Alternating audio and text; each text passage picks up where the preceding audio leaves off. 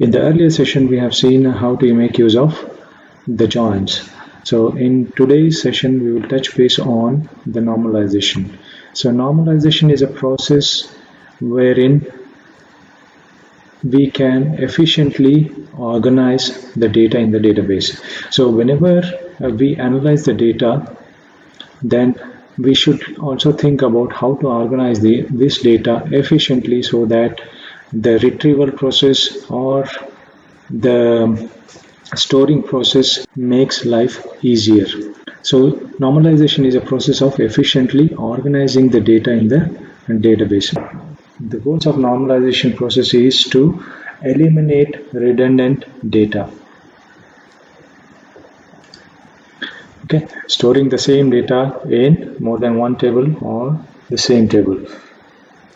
And also ensuring, so what is normalization? Normalization is a process of efficiently organizing the data in the database. So what are the different goals for normalizing the data? So first one is to eliminate redundant data.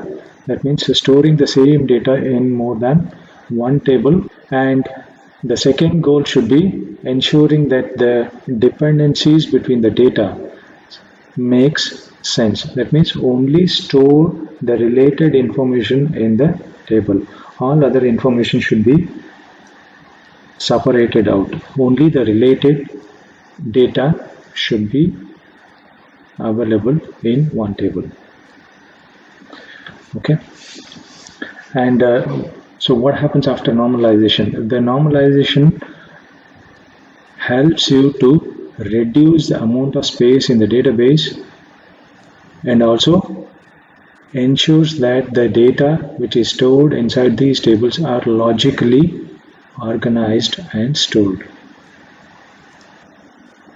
So the main benefits are data redundancy elimination and query optimization, faster updates due to less number of columns in one table, and it also improves the performance. There are three normalized forms. So there is first normalized form, there is a second normalized form, and third normalized form. So I have come across a great article on this website, which is here, www.essentialsql.com. So if you go in there,